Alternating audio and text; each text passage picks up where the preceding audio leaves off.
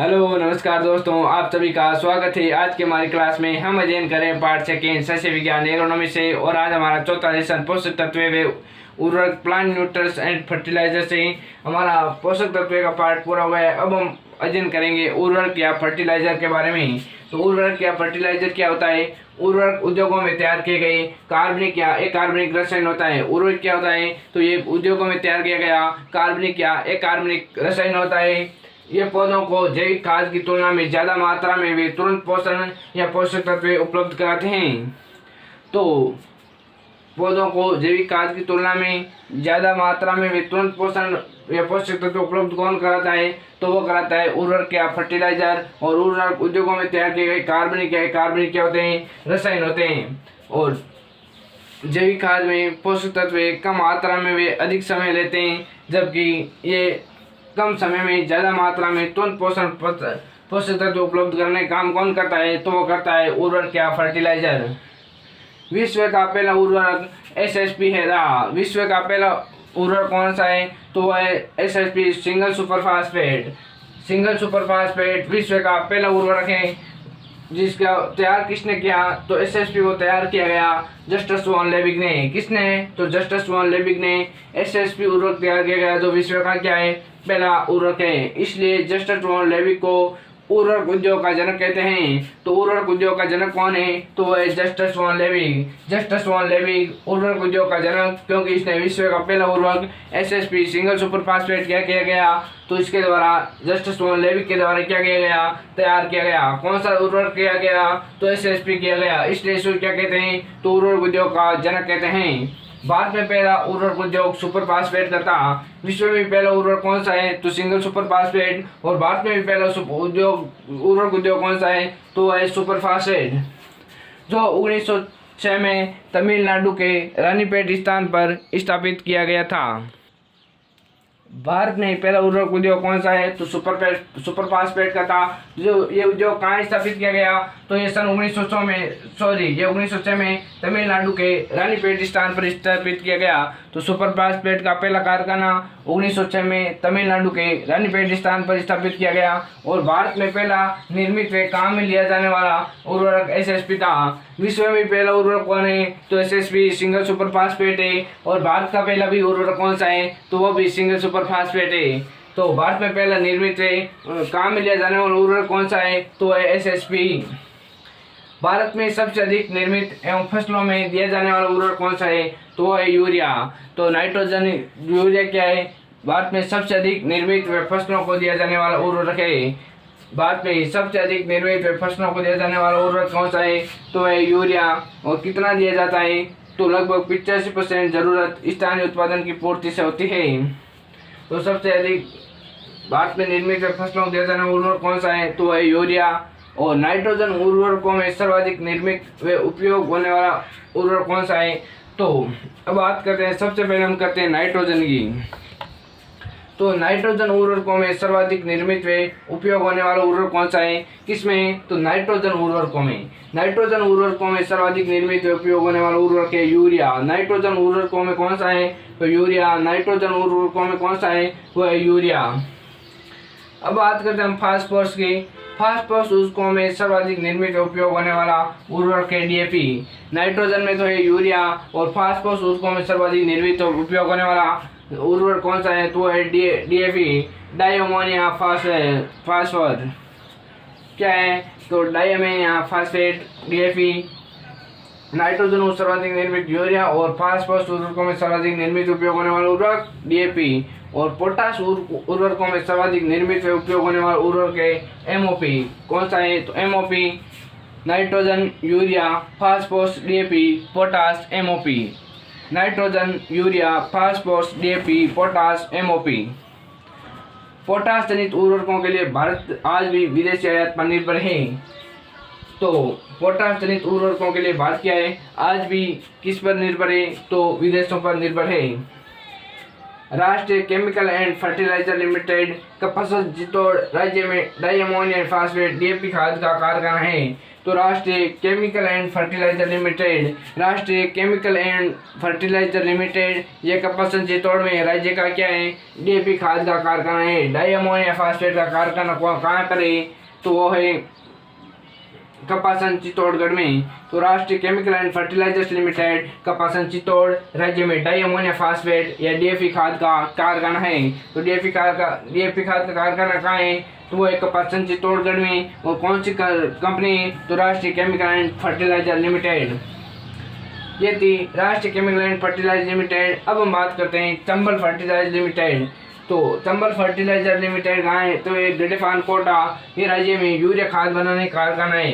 राष्ट्रीय chemical and fertilizer limited Kapasan Chittor ये राज्य में डाई अमोनियम फॉस्फेट डीएपी खाद का कारखाना है, जबकि चंबल फर्टिलाइजर लिमिटेड गडेफान कोटा राज्य में यूरिया खाद बनाने का कारखाना है। तो यूरिया बनाने का कारखाना कौन सा है, तो है चंबल फर्टिलाइजर लिमिटेड जो कहाँ है, गडेफान कोटा में।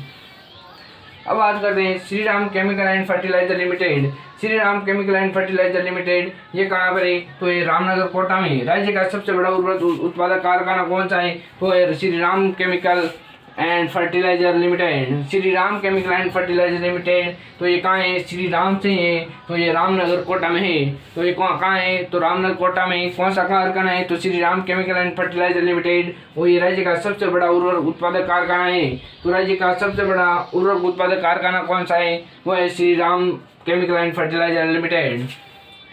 केंद्रीय उर्वरक गुणवत्ता नियंत्रण एवं प्रशिक्षण संस्थान कहाँ है, तो केंद्रीय उर्वरक गुणवत्ता नियंत्रण एवं प्रशिक्षण संस्थान वो है फरीदाबाद में। फरीदाबाद कहाँ है, यूपी में। तो केंद्रीय उर्वरक गुणवत्ता नियंत्रण एवं प्रशिक्षण संस्थान फरीदाबाद में। केंद्रीय उर्वरक गुणवत्ता नियंत्रण एवं प्रशिक्षण संस्थान वो है फरीदाबाद में। कहाँ पर है, तो फरीदाबाद में।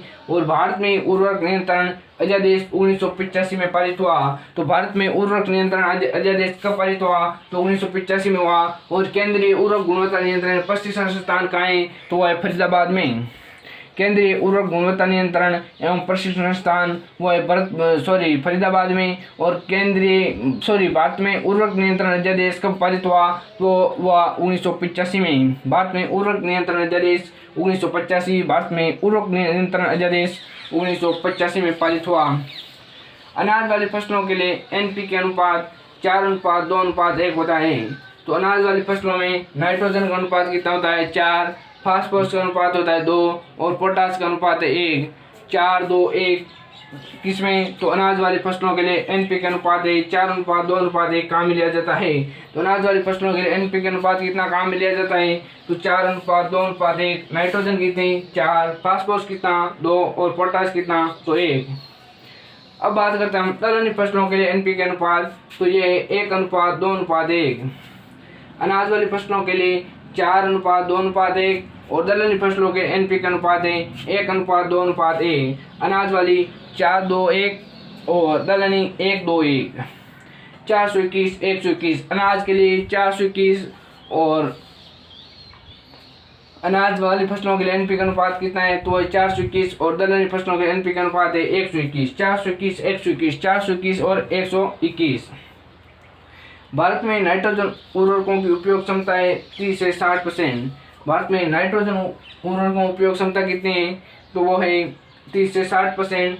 और भारत में फास्फोरस उर्वरकों की उपयोग क्षमता है वो है 20 से 30%। सबसे अधिक भारत में कौन सा उर्वरक काम में लिया जाता है, तो नाइट्रोजन जनित उर्वरक कितना, लगभग 30 से 60% उर्वरक कौन सा काम में लिया जाता है, वो लिया जाता है। भारत में नाइट्रोजन उर्वरकों का प्रयोग कितना किया जाता है, तो 30 से 60%। और फास्फोरस उर्वरकों का प्रयोग किया जाता है तो 20 से 30%। सबसे कम किसका किया जाता है, तो फास्फोरस उर्वरकों का उपयोग सबसे कम किया जाता है।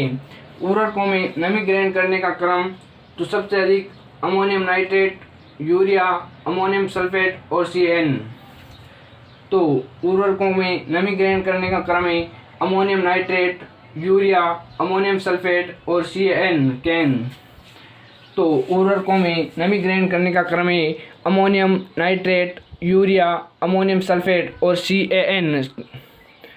अब बात करते हैं उर्वरकों में अम्लीयता का क्रम, ये था उर्वरकों में नमी ग्रहण करने का क्रम। तो ammonium nitrate, urea, ammonium sulphate और CaN। और उर्वरकों में अम्लीयता का क्रम है anhydrous ammonia, ammonium chloride, ammonium sulphate और यूरिया। उर्वरकों में सबसे अधिक अम्लीय कौन होता है? वो होता है एनहाइड्रस अमोनिया, उसके बाद होता है अमोनियम क्लोराइड, उसके बाद होता है अमोनियम सल्फेट और उसके बाद कौन सा होता है? तो वो है यूरिया।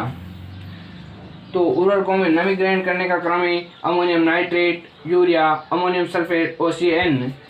अगला है उर्वरकों में अम्लीयता का क्रम, तो है anhydrous ammonia, ammonium chloride, ammonium sulphate और यूरिया।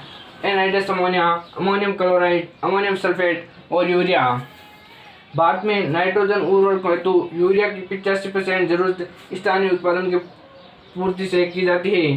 भारत में नाइट्रोजन उर्वरक हेतु यूरिया की 85% जरूरत स्थानीय उत्पादन की पूर्ति से की जाती है। तो यूरिया का लगभग 85% उत्पादन कहाँ होता है? तो हमारे भारत में होता है। जबकि 50 से 60% फास्फोरस जनित उर्वरक एवं 100% पोटास उर्वरक की जरूरत अभी भी विदेशों के आयात पर निर्भर करती है। तो नाइट्रोजन तो 85% कहाँ होता है? वो होता है भारत में। और फास्फोरस 50 से 60% क्या होता है? 50 से 60% क्या होता है? विदेशों से आयात। और पोटास तो 100% भी कहाँ से आयात होता है? तो विदेशों से। पोटास कितना होता है? 100% विदेशों से आयात होने वाला उर्वरक कौन सा है? तो होता है पोटास उर्वरक। भारत में पोटास जनित उर्वरक का उत्पादन नहीं किया जाता है। 100% निर्यात कहाँ से किया जाता है? तो वो किया जाता है विदेशों से। आयात कहाँ से किया जाता है? तो विदेशों से। और 85% सबसे अधिक 85% यूरिया कहाँ होता है? भारत में होता है। और लगभग 40 से 50% फास्फोरस भी कहाँ होता है? यूरिया 40 से 50% फास्फोरस भी कहाँ होता है? तो होता है भारत में। लेकिन पोटास बिल्कुल भी नहीं, 100% आयात किया जाता है। और 50 से 60% आयात फास्फोरस भी कहाँ से किया जाता है? तो विदेशों से ही। तो 15% यूरिया आयात किया जाता है, 50 से 60% फास्फोरस आयात किया जाता है और 100% पोटास आयात किया जाता है। तो उर्वरक भारत में 15% यूरिया कहाँ से, नाइट्रोजन जनित उर्वरक यूरिया कहाँ से आयात किया जाता है? तो विदेशों से किया जाता है। 50 से 60% फास्फोरस आयात किया जाता है और 100% पोटास आयात किया जाता है। और अब भारत में कितना होता है? तो 85% नाइट्रोजन जनित उर्वरक यूरिया भारत में उत्पादन होता है और 40 से 50% फास्फोरस भारत में उत्पादन होता है और पोटास का भारत में उत्पादन नहीं होता है। अब बात करते हैं, अगला पॉइंट है leaf colour chart LCC। Leaf colour chart LCC, इसके द्वारा धान में नाइट्रोजन उर्वरकों की मात्रा का प्रयोग करने का समय निर्धारित किया जाता है। तो लीफ कलर चार्ट या LCC क्या है? इसके द्वारा धान में नाइट्रोजन उर्वरकों की मात्रा में प्रयोग करने का समय निर्धारित किया जाता है। तो धान में नाइट्रोजन उर्वरकों की मात्रा में प्रयोग करने का समय किसके द्वारा निर्धारित किया जाता है? तो वो किया जाता है leaf colour chart. Leaf colour chart LCC क्या है? इसके द्वारा किसमें? तो सिर्फ धान में नाइट्रोजन उर्वरकों की मात्रा में प्रयोग करने का समय निर्धारित किसे किया जाता है? तो वो किया जाता है लीफ कलर चार्ट के द्वारा। अगला हमारा पॉइंट है उर्वरकों का वर्गीकरण। अगला पॉइंट कौन सा है? तो वह है उर्वरकों का वर्गीकरण। उर्वरकों के वर्गीकरण में पहला है संगठक पोषक तत्वों के आधार पर। हम उर्वरकों का वर्गीकरण 3 आधार पर पढ़ेंगे। उसमें पहला है संगठक पोषक तत्वों के आधार पर वर्गीकरण।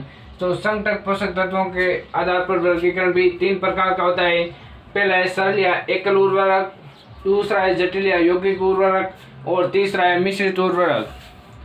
सबसे पहले सरल या एकल उर्वरक। इन उर्वरकों में NPK में से केवल एक प्राथमिक पोषक तत्व पाया जाता है। तो सरल या एकल उर्वरक किस उर्वरक को कहते हैं? तो इन उर्वरकों में NPK में से केवल एक प्राथमिक पोषक तत्व पाया जाता है। या तो उसमें नाइट्रोजन पाया जाएगा, या उसमें फास्फोरस पाया जाएगा, या उसमें पोटास पाया जाएगा। वो कौन सा उर्वरक कहलाता है? वो कहलाता है सरल या एकल उर्वरक। इसमें पहला है, इसके उदाहरण में पहला है नाइट्रोजन युक्त एकल उर्वरक कौन कौन से हैं? तो नाइट्रोजन युक्त उर्वरक हैं अमोनियम सल्फेट, यूरिया और अमोनियम क्लोराइड। एकल सरल या एकल उर्वरक नाइट्रोजन युक्त सरल एकल उर्वरक कौन कौन से हैं? तो एक तो है अमोनियम सल्फेट, यूरिया और ammonium chloride. Ammonium sulphate, urea, ammonium chloride. और फास्फोरस युक्त एकल उर्वरक कौन कौन से हैं? तो एसएसपी, डीएसपी और TSP. Single superphosphate, double superphosphate और ट्रिपल सुपरफास्फेट। तो फास्फोरस युक्त एकल उर्वरक कौन कौन से हैं? तो एसएसपी, डीएसपी और टीएसपी। अब ये पोटेशियम युक्त एकल उर्वरक, तो पोटेशियम युक्त एकल उर्वरक है पोटेशियम सल्फेट और muriate of potash. Potassium sulphate, potassium युक्त एकल उर्वरक कौन कौन से हैं? तो वह पोटेशियम सल्फेट और muriate of potash, muriate of potash. तो जलीय एकल उर्वरक, इन उर्वरकों में एनपीके में से केवल एक प्राथमिक पोषक तत्व पाया जाता है। नाइट्रोजन युक्त एकल उर्वरक है अमोनियम सल्फेट, यूरिया और अमोनियम क्लोराइड। फास्फोरस युक्त एकल उर्वरक है एसएसपी, डीएसपी और TSP. Single superphosphate, double superphosphate और ट्रिपल सुपरफास्फेट। अगला है पोटेशियम युक्त एकल उर्वरक potassium sulphate, muriate of potash. दूसरा है हमारे संकट पोषक तत्वों के आधार पर, दूसरा है जटिल या यौगिक उर्वरक या कॉम्प्लेक्स फर्टिलाइजर या जटिल उर्वरक। इनमें एक से अधिक प्राथमिक पोषक तत्व होते हैं। इसमें क्या होता है? इसमें केवल एक प्राथमिक पोषक तत्व होता है। इनमें एक से अधिक प्राथमिक पोषक तत्व हैं, वो कौन से हैं? वो है जटिल या यौगिक उर्वरक। जिनमें दो प्राथमिक पोषक तत्व विद्यमान हो उसे अपूर्ण जटिल कहते हैं। तो इनमें से एक से अधिक प्राथमिक पोषक तत्व होते हैं, उसे हम क्या कहते हैं? तो उसे जटिल कहते हैं। जिनमें दो प्राथमिक पोषक तत्व विद्यमान हो उन्हें अपूर्ण जटिल कहते हैं, तथा जिनमें तीन प्राथमिक पोषक तत्व हो उन्हें पूर्ण जटिल कहते हैं। जिनमें माना कि जिसमें नाइट्रोजन और फास्फोरस हो वो क्या है? अपूर्ण जटिल है, क्योंकि इसमें पोटाश नहीं है। लेकिन जब इसमें नाइट्रोजन, फास्फोरस और पोटाश तीनों मिल जाए तो वो क्या कहलाता है? तो वो कहलाता है पूर्ण जटिल कहलाता है। अब हम देखते हैं अपूर्ण जटिल के उदाहरण।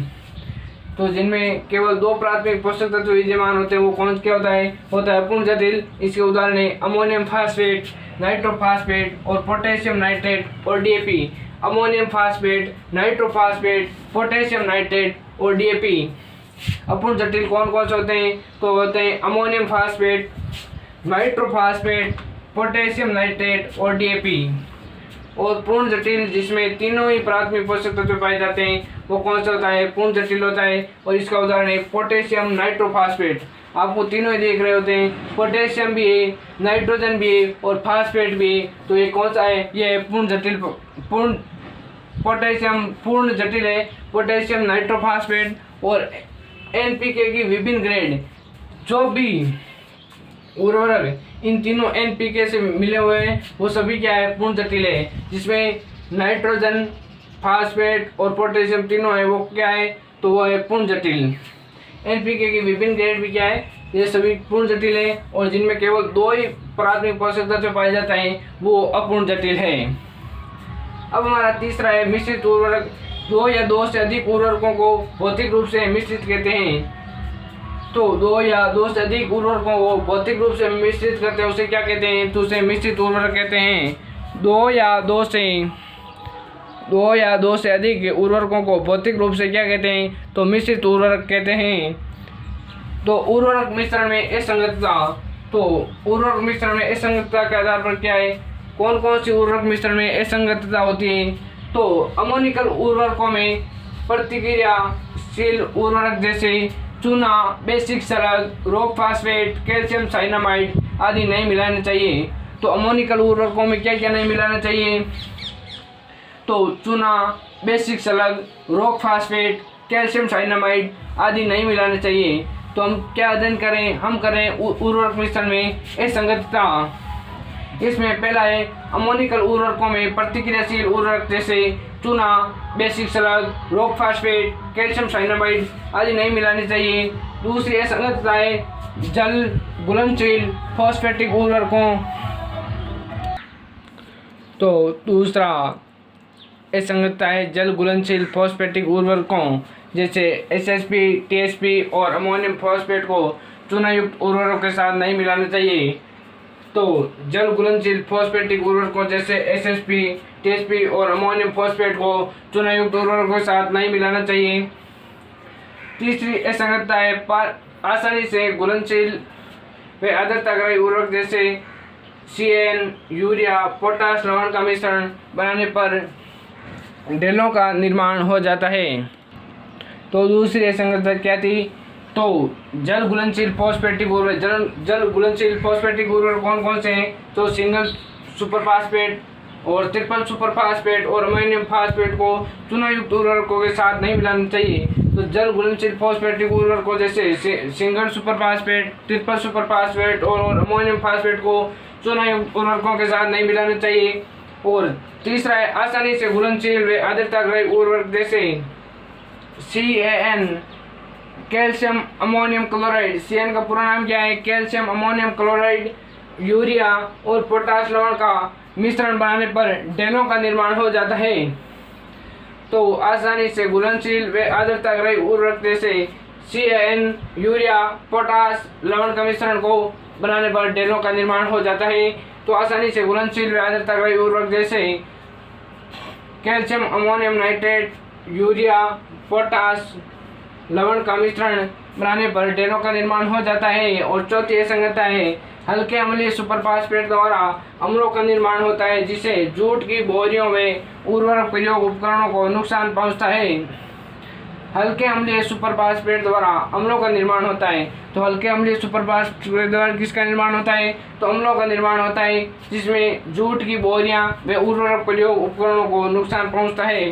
नुकसान किसे किसे पहुंचता है? तो जूट की बोरियों व उर्वरक प्रयोग उपकरणों को। अब हम बात करते हैं, पहला हमने संघटक पोषक तत्वों के आधार पर सरल, जटिल व मिश्रित के बारे में देखा। अब दूसरा हमारा उर्वरक का वर्गीकरण है। दूसरा है प्राथमिक पोषक तत्वों की मात्रा के आधार पर। दूसरा क्या है? प्राथमिक पोषक तत्वों की मात्रा के आधार पर। पहला है निम्न विश्लेषण उर्वरक। वे उर्वरक जिनमें प्राथमिक पोषक तत्व NPK की कुल मात्रा 25% से अधिक हो। तो वे उर्वरक जिसमें प्राथमिक पोषक तत्व की मात्रा 25% से कम हो वो क्या होता है? निम्न विश्लेषण उर्वरक होता है। तो निम्न विश्लेषण उर्वरक किसे कहते हैं? वे उर्वरक जिनमें प्राथमिक पोषक तत्व कौन? NPK, नाइट्रोजन, फास्फोरस और पोटाश की कुल मात्रा 25% से कम हो तो वो निम्न विश्लेषण उर्वरक कहलाते हैं। एग्जाम्पल के लिए SSP सिंगल सुपर फास्फेट, इसमें 16% P2O5 पाई जाता है। तो सिंगल सुपर फास्फेट में कितना परसेंट P2O5 पाई जाता है? तो 16% P2O5 पाई जाता है। सोडियम नाइट्रेट में 16% नाइट्रोजन पाया जाता है और सिंगल सुपर फास्फेट में 16% P2O5 पाया जाता है। अमोनियम सल्फेट में 20.5% नाइट्रोजन पाया जाता है। अमोनियम सल्फेट में 20.5% नाइट्रोजन पाया जाता है तथा कैल्शियम नाइट्रेट में 15.5% नाइट्रोजन पाया जाता है। तो निम्न विश्लेषण उर्वरक कौन कौन से हैं? वे उर्वरक जिनमें प्राथमिक पोषक तत्व NPK की कुल मात्रा कितनी होती है? तो 25% से कम होती है। तो सिंगल सुपर फास्फेट में 16% क्या होता है? P2O5 पाया जाता है। दूसरा निम्न विश्लेषण उर्वरक है सोडियम नाइट्रेट, इसमें 16% नाइट्रोजन पाई जाती है। सिंगल सुपर फास्फेट में 16% P2O5 पाया जाता है और सोडियम नाइट्रेट में 16% नाइट्रोजन पाया जाता है और अमोनियम सल्फेट में 20.5% नाइट्रोजन पाया जाता है। तो अमोनियम सल्फेट में कितना नाइट्रोजन पाया जाता है? तो वो पाया जाता है 20.5%। अगला है कैल्शियम नाइट्रेट। अगला निम्न विश्लेषण उर्वरक कौन सा है? तो वो है कैल्शियम नाइट्रेट, इसमें 15.5% नाइट्रोजन पाया जाता है। तो सिंगल सुपर फास्फेट में 16% P2O5, सोडियम नाइट्रेट में 16% नाइट्रोजन और अमोनियम सल्फेट में 20.5% नाइट्रोजन और कैल्शियम नाइट्रेट में 15.5% नाइट्रोजन। अब बात करते हैं उच्च विश्लेषण उर्वरक।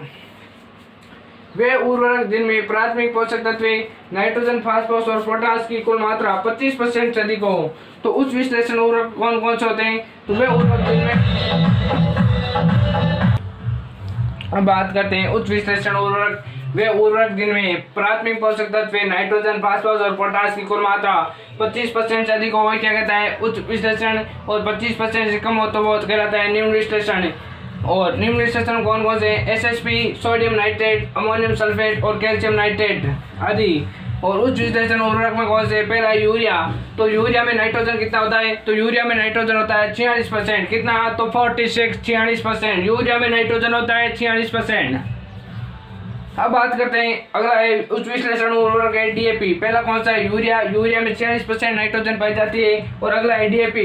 DAP में 18% नाइट्रोजन में 46% P2O5 पाया जाता है। तो DAP में कितना, तो 18% नाइट्रोजन में 46% क्या पाया जाता है, तो P2O5 पाया जाता है। अगला है अमोनियम फॉस्फेट। अगला कौन सा है, तो अमोनियम फॉस्फेट। इसमें 20% नाइट्रोजन में 20% P2O5 पाया जाता है। यह तो क्या है अमोनियम सल्फेट, जो क्या है एक निम्न विश्लेषण उर्वरक है। इसमें 20.5% नाइट्रोजन पाया जाता है। और ये अमोनियम फास्फेट, ये क्या है अमोनियम फास्फेट, ये उच्च विश्लेषण उर्वरक है जिसमें 20% क्या होती है नाइट्रोजन और 20% क्या होता है P2O5 पाया जाता है। तो अमोनियम फास्फेट में 20% नाइट्रोजन और 20% P2O5 पाया जाता है। अगला है पोटेशियम क्लोराइड। अगला कौन सा है, पोटेशियम क्लोराइड। इसमें 58 से 60% K2O पाया जाता है। तो पोटेशियम क्लोराइड में कितना K2O पाया जाता है, तो K2O पाया जाता है 58 से 60%। पोटेशियम क्लोराइड में 58 से 60% K2O पाया जाता है। अगला उच्च विश्लेषण उर्वरक है कैल्शियम अमोनियम नाइट्रेट, जिसे हम CN शॉर्ट फॉर्म में हम क्या कहते हैं, CN कहते हैं, कैन कहते हैं। और इसका पूरा नाम क्या है, कैल्शियम अमोनियम नाइट्रेट। इसमें 13% NO3 व 13% NO4 पाया जाता है। तो कैन में क्या पाया जाता है, तो कैल्शियम अमोनियम नाइट्रेट। नाम भी कितने हैं, 3। तो इसमें कितना पाया जाता है, तो 13% NO3 व 13% NH4 पाया जाता है। अगला उच्च विश्लेषण पदार्थ है वो है MOP। अगला कौन सा है, MOP। और इससे अगला है SOP।